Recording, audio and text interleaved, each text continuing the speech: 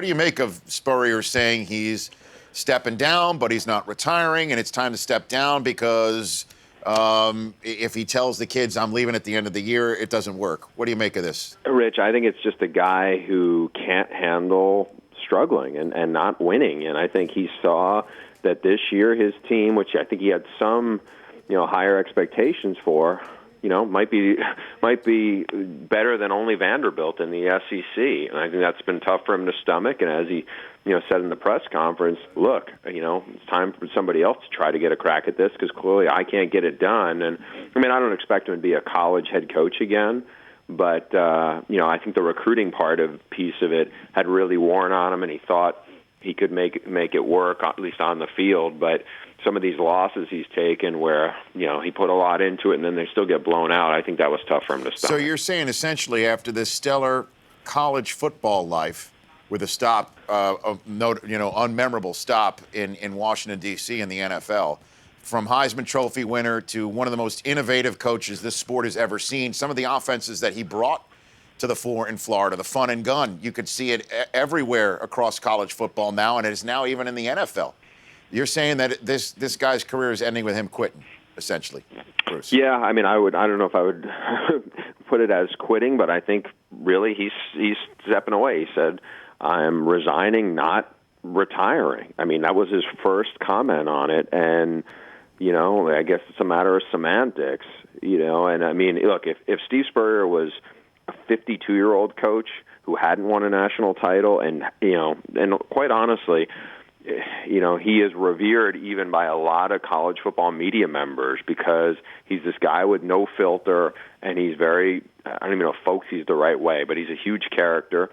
And you're right, the impact he made on the field stylistically, especially in college football, was significant. But if he was somebody else, I think they wouldn't see resigning, they would see it as quitting. And I think there are some people who would see it as such. Bruce Feldman of Fox Sports joining me here right now. You think your bosses and those in Bristol are ringing his phone off the hook right now to see if he wants to bring that character, that beloved character, to the other side of the camera? I think some of them are, yeah. I think, look, he'd be a great fit at SEC Network.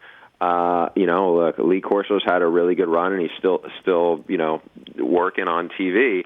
I think Steve Spurrier, because people hang on his every word because you don't know what he's going to say. He is the most unfiltered college football coach I have ever covered, and I would venture to say he's as unfiltered as anybody because some of those guys they usually end up tripping themselves up, and a lot of times he's said things that he gets a pass on because it's Steve Spurrier. I'd go back to a couple of years ago when Jadeveon Clowney was in his final season at South Carolina. I think he probably may regret a little about how he said some comments about Clowney's effort, but it's Steve Spurrier, and people just say, hey, that's the head ball coach, and that's just how it is. So what about the kids? What about these kids who are in that locker room right now that thought they were going to play for Steve Spurrier and in South Carolina, and now it's poof? He's going to tee it up starting tomorrow, if not this afternoon. Yeah, I think that's a tough deal for them to swallow. But look, I don't think any of them expected to be heading for a 4-8 season either. So, the unfortunate realities of college football is the coaches can come and go pretty much whenever they please, and the players are locked in. And they are that. They are players. You can call them student athletes, but first and foremost, they're players. And if they try to go somewhere, they got to sit out a year, and that's. Like I said, that's just one of the unfortunate realities of how it works in college athletics. Bruce Feldman joining me here on the program. Let's talk the USC out here on the West Coast with Steve Sarkisian being fired a day after a leave of absence. What a mess, Bruce. It is a huge, monumental, unmitigated disaster that's going on the campus at USC. How does this move forward? Do you think? Rich, I think the biggest thing they have to figure out is Pat Hayden, the AD, the guy who a lot of boosters and USC fans, too, fault for, first of all, hiring Steve Sarkisian and not vetting him in the first place, and second of all, of how they handled this Sarkisian issue for the last couple of months. I think there's frustration with that. So is he still going to be the guy who gets to hire the next head coach? I mean, that's a fair question. I think that's a question a lot of the USC boosters are wondering about and are against, from what I'm told. But the president of the school holds Pat Hayden in such high regard and almost idolizes him to some degree, from what some of the USC brass has told me. I think he wants to keep Pat Hayden in charge and is very comfortable with Pat Hayden. So at that point, everything I've heard is Pat Hayden's still probably going to have his hand on the trigger for what the next move is. And to be honest, it's going to be an interesting search to see which way they go, because the last two hires, between Lane Kiffin and Steve Sarkisian, they tried to go to the Pete Carroll disciple route, and it blew up in their faces in a horrific way, especially this last one. Bruce Feldman joining me here on the program. The poll question today at richeisenshow.com is, which USC open job is most appealing? How would you choose? It's USC. I mean, it's not even close. I'm sorry. It's the Trojans. It's not even close because, look, they've won many national titles.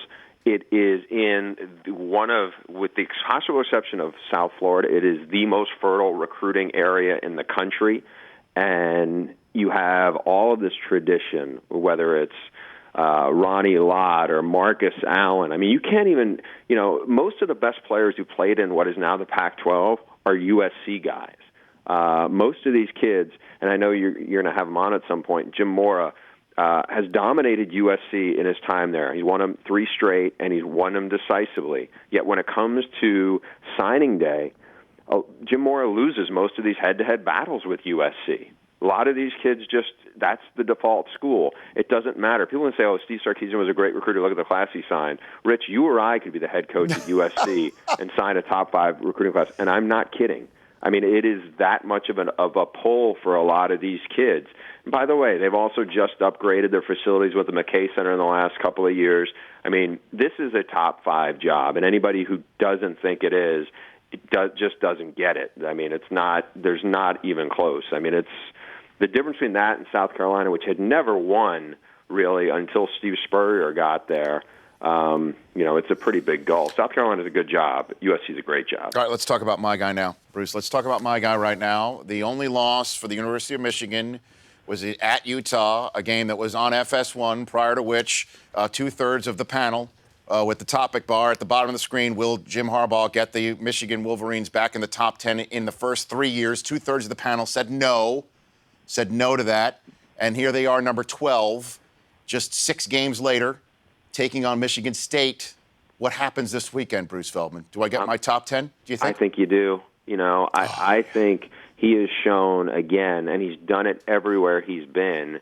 The only thing that is standing between saying he's the best coach in college football, Urban Meyer's won national titles. Nick Saban's won national titles. Jim Harbaugh has not done that yet.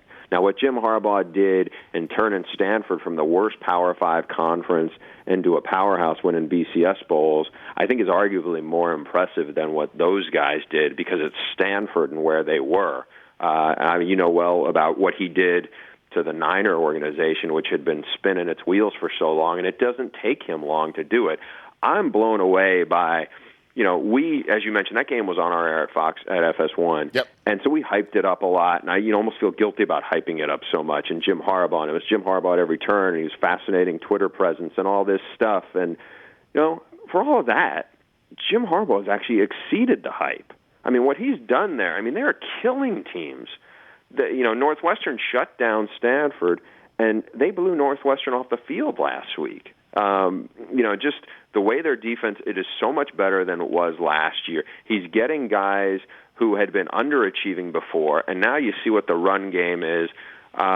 It's pretty remarkable. And if he wins either this or the Ohio State game, Jim Harbaugh, Jim McElwain, Kyle Whittingham, those are the 3 top guys right now for Coach of the Year honors, and Jim Harbaugh has a chance to push past all of them because they've already matched last year's win total with essentially the same players. Last question for you is, McElwain's lost his quarterback, Will Grier, for the year. I'm very well versed in the PED policy in the National Football League and what players do for testing. What is it in the NCAA? Because this is a rarity to have a kid pop for something like this.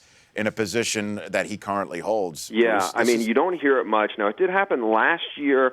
Noah Spence, who was Urban Meyer's first 5-star recruit at Ohio State, he was permanently banned by the Big Ten for testing positive multiple times for PEDs. Now, what they categorized in that case as a PED was Molly. It's not exactly like he was doing steroids, or you kind of wonder, okay, is this really a performance enhancer? Clearly, it's a party enhancer.